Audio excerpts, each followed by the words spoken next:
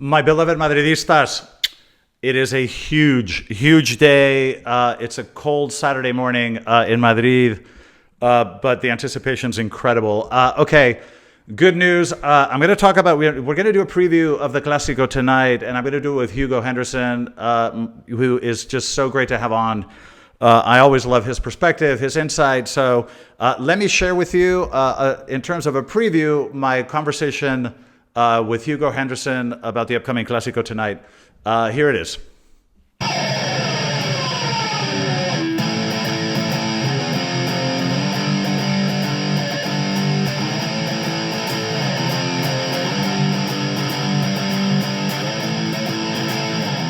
Okay, Hugo Henderson, welcome back to the channel. Thank you for coming on again. How are Massive you? pleasure. All very well. And obviously, before we say anything else, buenos días, día de Clásico.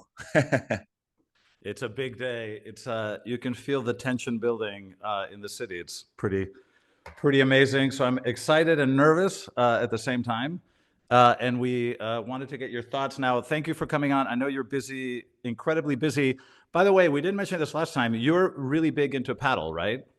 Yes, Which is precisely. Yeah. kind of like a growing sport all over the place. Tell us about that quickly. Yeah. So basically, and thanks, obviously, Mig, once again for having me on again. I'm really looking forward to kind of jumping on every few weeks and sharing our thoughts together. It's always really fun. So yeah, I mean, basically, I don't know how many of the viewers know, but paddle's been the fastest growing sport in the world for, I think, the last 5, 6 years in a row. Right. So pretty amazing. And it's not just in Europe, but globally as well. It's taking off in the US, also in some areas in Asia. And so I started following it about 5, 6 years ago. I'm talking about the professional side of the game. So Right. Premier Paddle's kind of the main tour, similar, the equivalent of the ATP tour, but in paddle. Right. And so one of my best mates from uni, well, he's actually my best mate, Gonzalo and I, we decided to start a podcast together. It was towards the start of last year, so Easter last year, talking about all things paddle. So focusing on the professional side of the game, match reviews, talking Cool. about pair changes, players, anything involved in the daily paddle world and news. Okay. And well, we're really happy. It's going really well. It's called the Paddle Pod. Okay. Obviously, it's not got as many subscribers as you do, but Paddle does not, still doesn't generate that Of much course. interest compared to Real Madrid, which is the biggest brand in the world. So, Right. yeah, just wanted to take this to Yeah. the opportunity really, and yeah, tell your fans, because I know you've got a lot of Sure. fans, and if any of them like Paddle, it'd be Yeah, great. for sure. Well, Yeah, I'll put the link in the description so people can kind of click on it and follow it. So very cool. Very, very cool. perfect. Okay. Well, we have to get down to business. How do let's start with something very general. How do you sort of see the match? Because, Real Madrid's been playing, very poorly, and I've been discussing it at length in the comment section with my subs. Very poorly. We had that incredible remontada, which, obviously is what we do. But I don't know. I'm a little bit wary. Barca's been playing extremely well. What are your sort of initial general thoughts? Well, I've got to be honest. I do agree with the fact that we're not playing well, but I genuinely have a feeling that Real Madrid hasn't been playing well for quite a long time, and it's been just the kind of way we go about things, and the way things end up happening. Probably since Ancelotti had his second era at Real Madrid, but even with Zidane, when we used to win, well, we won 3 Champions Leagues in a row. There were a lot of moments throughout those seasons where we didn't play that well. There Yeah. wasn't a particularly clear kind of structure of play. It was more just 11, well, 21 players who are the best in the world in their positions and perform at the highest level in the key moments during key games. So that just makes me think, and kind of, well, gives me comfort in the sense that I'm pretty relaxed. I don't think that we have a very clear philosophy, and that could be a good thing. I Yeah. think our team recently, over the recent years, and obviously that's when we've had the most success ever, has been a team that's adapted to different games, different Yeah. circumstances, and hasn't had a clear identity. And I don't think that's a problem. Now, as I say, I am concerned because there's issues sometimes with the build-up play, in the sense that the front three are not kind of in sync with the midfield. So there's a big gap between the midfield and the front three, and that's a problem. But I just think it's a matter of time until things click. and Mbappe starts having Yeah. a perfect synergy with Vinny and the other players up front. And just honestly, I think we end up performing when it matters most. So that's Yeah. what really matters. And I think we're going to win today. It's my thought. Well, I'm glad to hear you say that. And it's just that I noticed, Barca, under Xavi, I think Xavi was trying to sort of replicate this sort of tiki-taka thing. It was very windshield wiper football, very slow, very lateral, very predictable. They're totally different this year. I mean, this Barca is very vertical, extremely vertical. They have very speedy wingers. It's a different, Guler will never admit this, but this has nothing to do with what they claim to be their style of play, but it's good. And I'm really worried, especially on the wings. In terms of lineup, I think the only question, and tell me what you think. Obviously, Rodrigo's out. It's going to be a Mm. 4-4-2. I think Lucas Vazquez will play on the right. I don't think, the whole Militao on the right thing, I don't think is going to happen. But in the midfield, do you see Modric? So obviously Jude and Fede. Do you see Modric and Tchouaméni, or do you think Camavinga and Tchouaméni? That's kind of like the only question mark that I have. Yeah. I mean, are you asking what I think is going to happen or what I'd like to see? Both, both. Both. It's a good question. To be honest, I know it's a problem that Rodrigo's out injured, but I think the fact that we're going to be playing a 4-4-2 could be a good thing. Now, we've shared our thoughts throughout other episodes, Yeah, and I think that formation gives us more stability. We have four players in midfield with Jude being at the top of that diamond. And yeah, I still think that's our best formation. It gives us more of the ball, more control, and enables Jude to play in that position, in that false nine position, which I still think is his best position. And obviously, he basically won us the league last season in the absolutely, first half of the league by scoring a goal a game. So absolutely. I like that formation. Now, in terms of what I'd like to see, I think Modric has earned his place in the starting lineup, being totally honest. I think he's been playing really well. Obviously, had a key assist not long ago, playing that ball into Vinicius. Yeah, So I think he's earned his place. Now, I think Camavinga is a big game player, and I think he should be playing these games. yeah, My what I would do is I would actually play Camavinga at the base and have right. Camavinga, Valverde, Modric, and Jude in front, Yeah, because I think Camavinga has the capacity to play in that position. His yeah, physical attributes are unbelievable, and he wins so many balls back that I think he yeah, can play there. And Tchouaméni, frankly, has struggled in a lot of games this season, yeah. particularly when he's under pressure.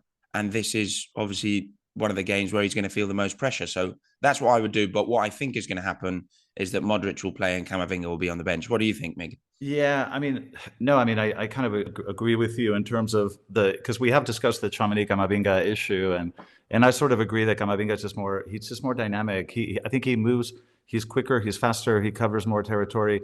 Tchouaméni always feels very static to me. He feels a bit less mobile. But the thing is, I mean, I agree with you that Jude should play in that sort of false number nine, sort of just behind the wingers. The problem is that he's only done that a couple of times this year because Ancelotti's played him on the left, he's played him on the right, which I thought was just bizarre. Mm. But I do think his ideal position is sort of as that number 10. I just don't know. That's what I would like to see. I just don't know if it's going to happen, but it's certainly what I would like to see. I mean, I think today it has to happen Yeah, because Mbappe and Vinny will be up front. yeah, Obviously, Rodrigo's out. yeah, So the next kind of forward player and most attacking player is Jude. So I just think it yeah, would be very, very odd and yeah. very bizarre to not play Jude there today. Yeah, and the Modric thing, like I agree, he's been playing very well, and I think he's really astonished me. But I just, he's played the last two or three games, he's played 90 minutes or 90, 90, and 70, and he's 39 years old. And I think he's very effective when he comes on with 20 or 30 minutes left, and he comes in fresh. But I don't know, to play an entire match after having played so many minutes. I mean, I just worry that physically, because sometimes when Modric is tired, he kind of tends to disappear a little bit. So I don't know. I mean, I don't know I if I mean, want to. I don't know if I want to see him start or if I want to see him come in with 30 minutes left. I'm not sure because yeah, I because mean, Tchouaméni and Camavinga together, that's a lot of nice muscle. It is. But I mean, and that can work as well. Let's not forget, we could end up having a situation where Modric plays the first 60 and say we're ahead and we need more muscle in midfield and we Yeah, put Camavinga on the pitch. I think that can work well. But as you say, it could be the other way around. You could have Camavinga starting and then Modric playing, well, kind of the more key moments in the match. It's just that I think he's really earned his position. It'd be tough yeah, not to start him based on his current form. I do agree he's old and he's getting older, but yeah. I just think he's a physical powerhouse. I mean, you look at him and Amazing. he's just the perfect athlete, really. So I think he can hack it. And one thing I did want to chat about is the fact that Brahim has actually made it into the squad, and I'm very excited about it because I think he's one of the biggest X factors that Real Madrid have in the squad.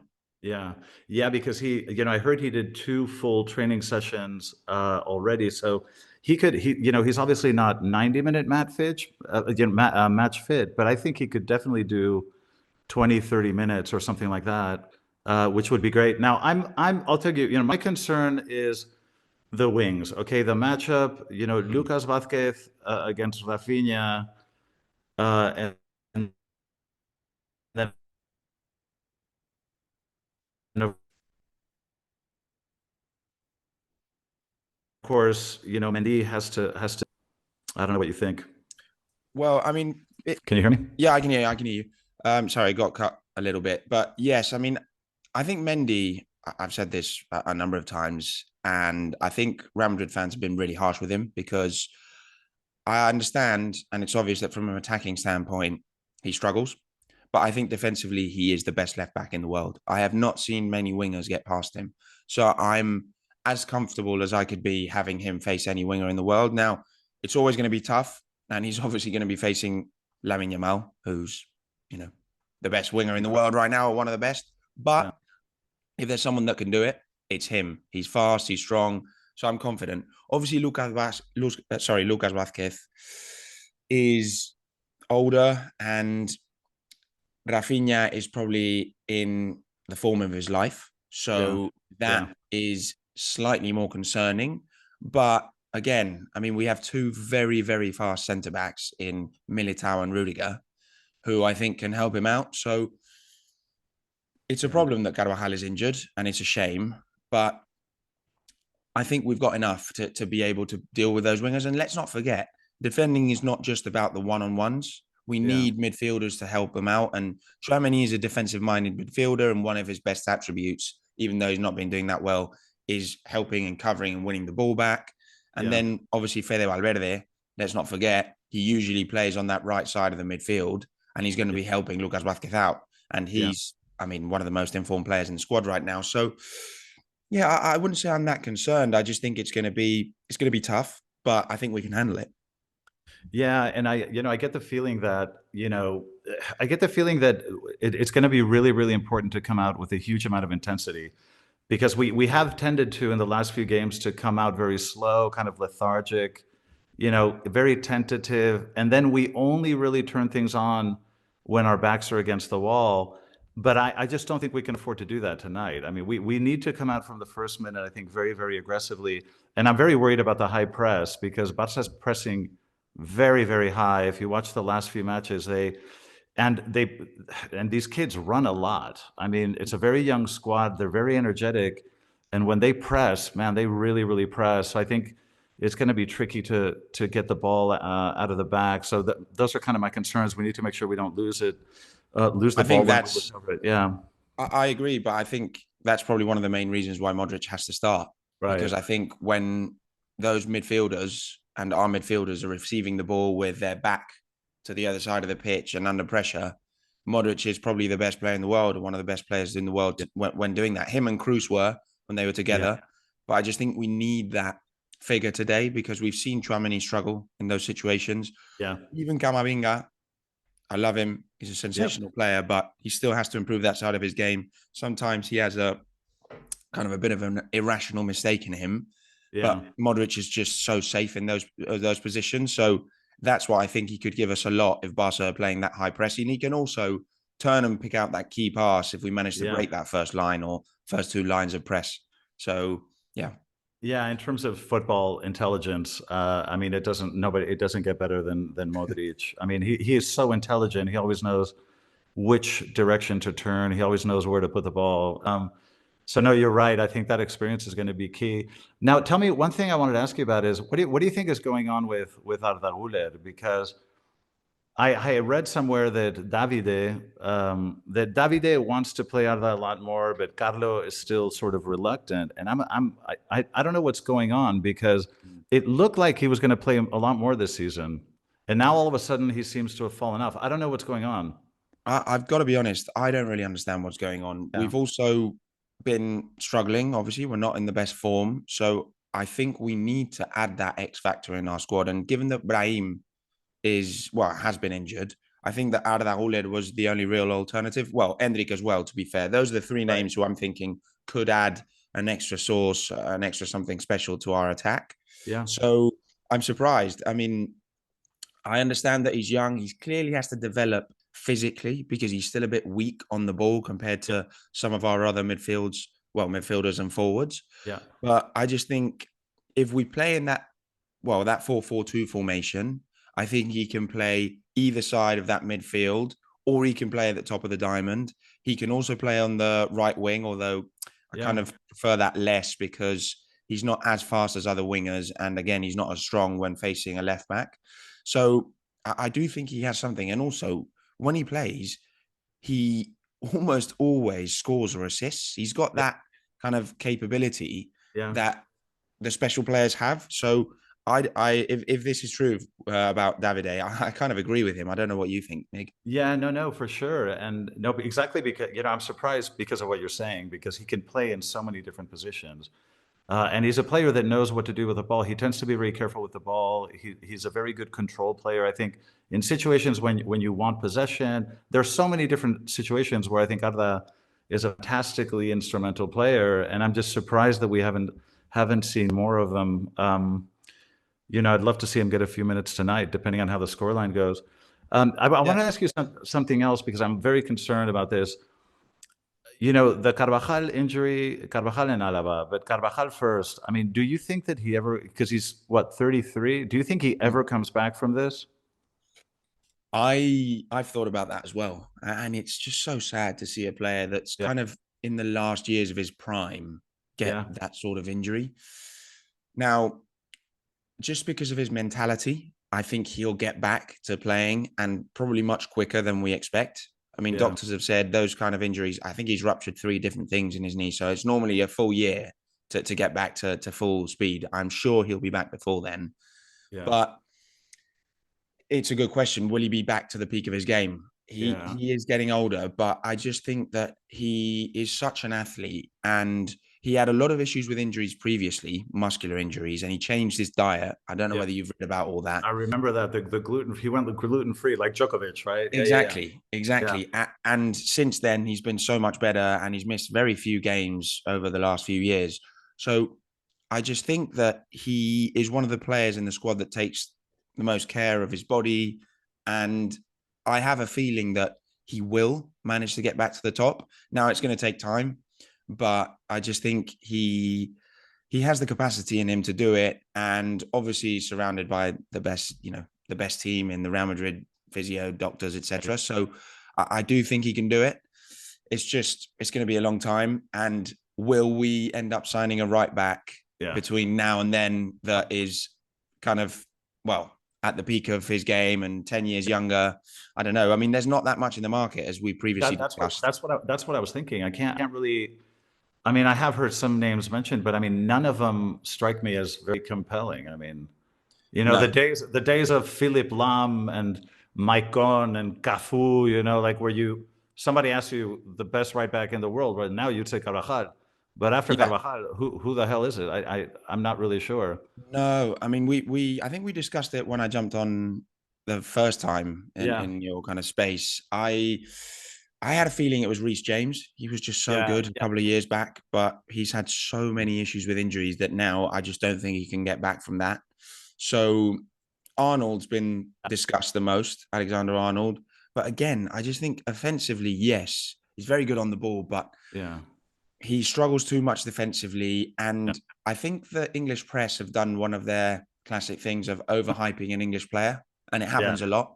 They just yeah, decide that they want to overhype him. And genuinely, I don't know whether you remember when he had that stint in midfield for England for a few yeah. games. Oh yeah, yeah, yeah. Absolutely. That was because of the English press saying that he's so good on the ball that he should be playing in midfield. The fact that you're good on the ball doesn't mean you can suddenly become a centre mid. But Totally that's what agree. happens with the Yeah, English press. So I'm slightly worried about this whole Trent kind of media hype because I do get he's a great player and he yeah. definitely improved at Real Madrid, given that we're the best club with the best teammates, etc. But Yeah.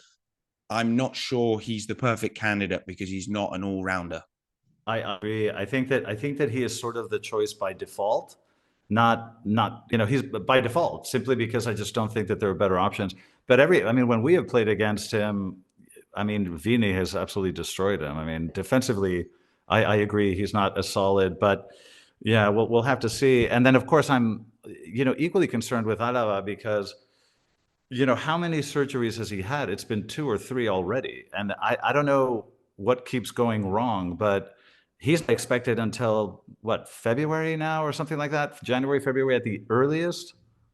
Yeah, I mean, see that case is a little bit more concerning for me because, as you said, he's had a number of operations, still not back, Yeah. and there's no clear kind of date in terms of when they're expecting him to be back. And also, he's actually struggled with injuries throughout his whole career. At Bayern Munich, he missed 6, 7, 10, 12 games every season due to muscular injuries and other injuries. So he has a history of it. And now I know it doesn't have to be linked to a knee injury. I know that's a completely different world, but Yeah. I just don't have the same sensation of him just kind of pushing through and pushing it more what I'd see Carvajal being able to do. So I Yeah. am concerned. And again, I mean, we signed him we signed him when he was 30, was it? Something like that, maybe Yeah. 29. Yeah. It was a So very rare. Yeah. Well, he was old, much older than the, yeah.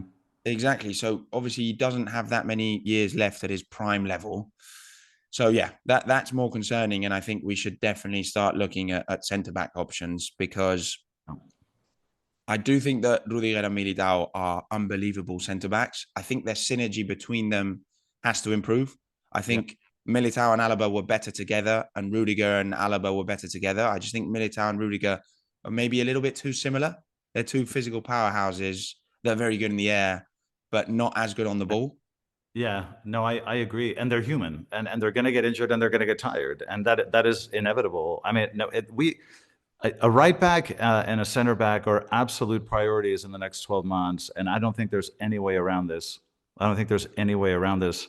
No, One thing I have noticed, especially in the match against Borussia, Rudiger and Militao are they're making some pretty good long passes now. I mean, yeah, some of the passes from the back to the wing, I've been really, really impressed. First of all, they're doing it more often than before, but the precision of the passes has really, really improved because some of these breakaway plays with Vinny and Kylian and Rodrigo, I mean, were fantastic passes by both of them, and I think that's a real weapon, especially with the high press tonight. If we can connect one or two of those passes, you can completely break down the press. So, definitely. yeah, I'm really, really encouraged by that. Definitely. I But mean, I yeah, think it's really important that we make the most of that because exactly what you're saying, particularly against Barca, given that they press really high, and I don't think their defense is their strong point. And also just based on our squad, I mean, we have three tonight. It'll be two in Mbappe and Vinicius, two of the fastest players in the world. yeah, So we should be comfortable playing in counter attack. I mean, you probably remember when Mourinho was at the club, and that was yeah, the way we played. So we struggled against the small teams because we yeah, couldn't play counter attack. They yeah, gave us the ball, but then against the big teams, we were so comfortable. Now I think we should try to make the most of that tonight and just say, "Hey, we're happy to give you the ball." Even yeah. though, to be honest, Barca don't want They it don't that want it much either. nowadays. Yeah, so, yeah. They so don't. no They one's don't going to want. want it tonight. I know. No, nobody wants the ball because it's true that Barca is now very dangerous on the break. It's actually they're playing a football very similar to what traditionally Real Madrid has wanted to play, which is to use speed and quickness. So I think they're going to put the ball in the middle and everyone's going to walk away. Well, and the thing is, it's also given the midfielders, because I think when we had Kroos in the team before, he always wants the ball, always Yep. wants it. Yeah. But say Modric doesn't play, I'd say all our other midfielders are actually quite happy just, Yeah. well, running around and trying to chase it and playing that high press, very physical game. And then Yeah. Barca's midfield is probably slightly different, but again, they've evolved under Hansi Flick, as you said. So, yeah, I think it's going to be a very different Clásico to previous years. Yeah. I think it's, not to kick a man when he's down, but I mean, this is basically the same Barca as last year and playing much better. And I don't know. I don't think this bodes very well for Xavi's managerial career. Well, definitely not. But I tell you what really bodes incredibly badly is that all the reports that came out saying that players just didn't train that much and they were just so chilled out. And I'm just so surprised to hear that. I mean, if your team's not doing well, the Yeah. least you can do is put in twice the effort at training. Absolutely. So, Absolutely. Yeah, no, I mean, it's been a massive turnaround. And like I say, it's not that the squad has changed. I mean, Real Madrid, you can say, well, yes, we lost Kroos, which is huge. And we added Mbappe, which is kind of a difficult piece to fit in. mm. But in the case of Barca, it's sort of basically the same squad.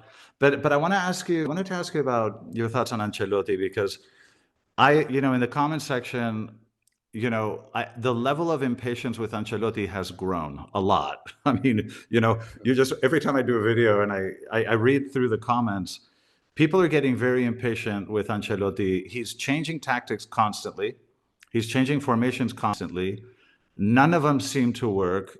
He doesn't seem to be giving minutes to the right players. I don't, what are your thoughts on Ancelotti? He goes, I can sense people are losing their patience. I can get that sense too, but I just think we have to trust the process. I mean, I logged on to I didn't actually manage to watch the start of the Real Madrid Dortmund game because I had an issue on when I was driving back and there'd been an accident on the You road. lucky man, you didn't have to watch the first half. So I turned on and we were 2-0 down. I was like, I can't believe this. And then we scored 5 goals. So I didn't really understand the problem. But my mates group on WhatsApp was going off saying, this is a joke. We're playing so badly. I can't believe it. Blah, blah. Just have a little faith. We're Real Madrid. I mean, Yeah. we've been used to playing badly for 70 minutes in a game and then turn it around in 2 minutes. So I think we now have so many case studies and experiences of Yeah. doing it. We should just be calm under those in those situations as the players are. Now, talking about Ancelotti specifically, it's obvious that, well, I think at least, I don't think he's got that many years left managing, full Yeah. stop, because Yeah. he's old and he said that this is probably going to be his last job, even though he was obviously previously linked to the Brazil national team. Yeah. I think that he's the perfect manager in terms of, well, managing the changing room and the players, etc. And I don't blame him for trying different formations and changing, given that none of them have seemed to work. Right. And he's also trying to fit in Mbappe, which is obviously a really tough piece to fit in because It is. last season, who was playing in that position? Jude Bellingham, who was probably our best player. So it's tough. It's very tough. And it's a lot of pressure on him having to pick out the perfect formation and put all the pieces perfectly right from the start. I mean, we're only in October, so not that much time has gone by. But what I do agree with in terms of maybe things that he should change a little bit is Arda Guler playing more. I think he's demonstrated capabilities to play more.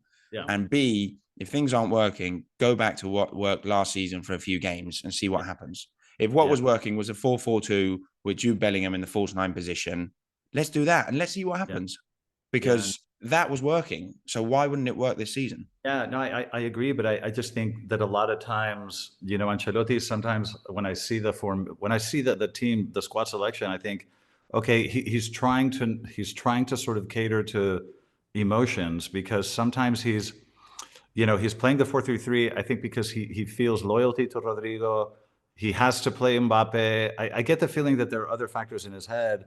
And he's kind of reluctant to, recently he has left Rodrigo on the bench. And I think those are the tough decisions he needs to make. Because I think, 4-4-2 is a much more natural, it's a much more solid lineup. I really think so. I definitely think so. And I just think Rodrigo is so good when he comes off the bench. Yeah, That exactly. should be a big asset for us Yeah, in big matches.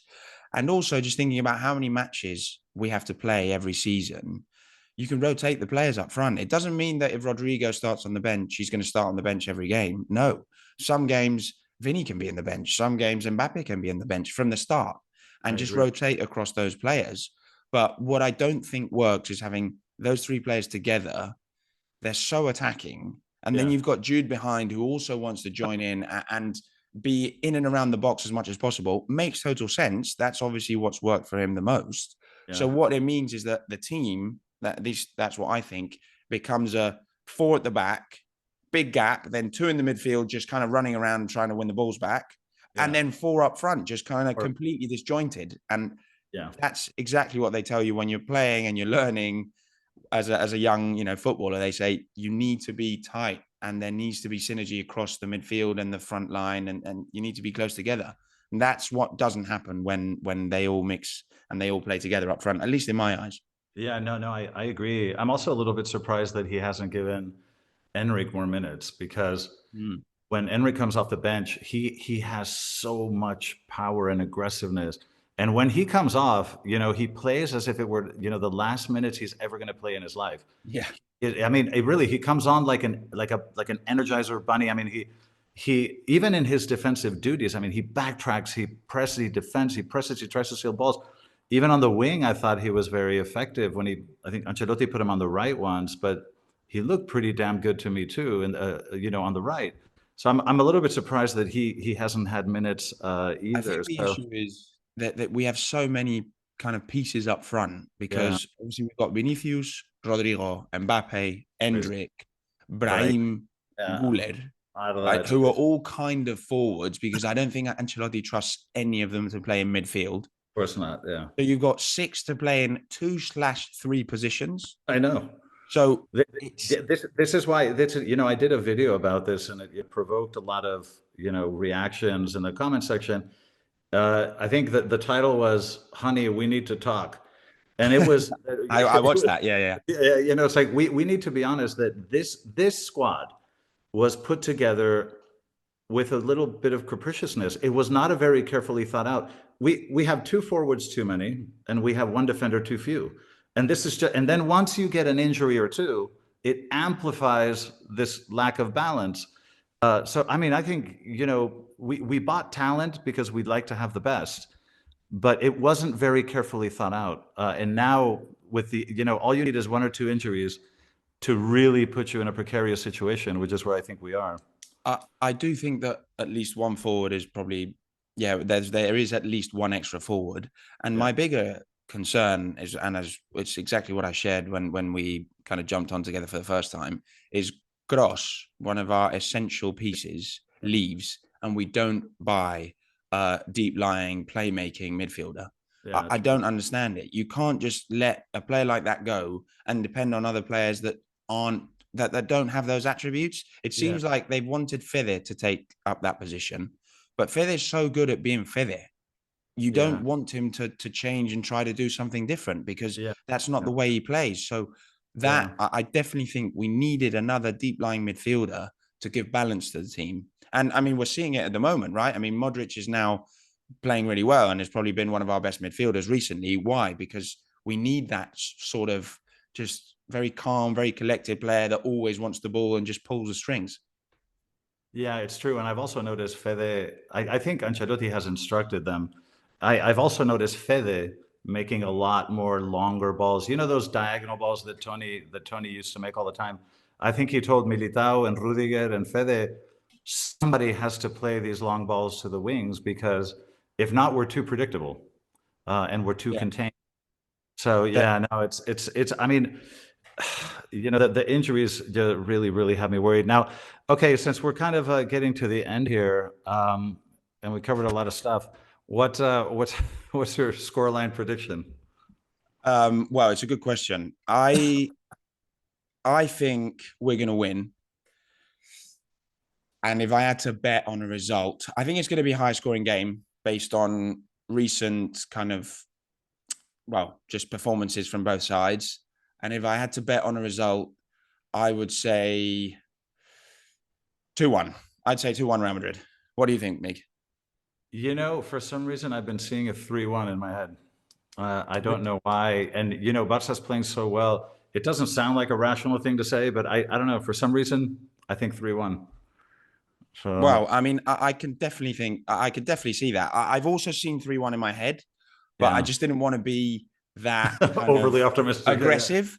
I can see it. I just think it's going to be a tight game. I think details are really going to kind of determine it, Yeah. but I think we can do it. My slight concern is we're normally better away from home than at home against Yeah. Barca, but True. I still think we're going to do it. Well, from your lips to God's ears, as they say, Hugo. But listen, I always enjoy chatting with you, so I'm really, really grateful that you did this for us. It's going to be a hell of a night, so I'm really looking forward to it. But Hugo, thank you so much for coming on. We love your thoughts and insights, and let's hopefully do it again soon. Definitely, Meg. Yeah, let's catch up again in a few weeks. Ala Madrid. And yeah, let's hope we beat Barca tonight. Thanks very much. All right, my friend. Ala Madrid, brother. We'll Cheers, speak guys. soon. Cheers. Speak soon.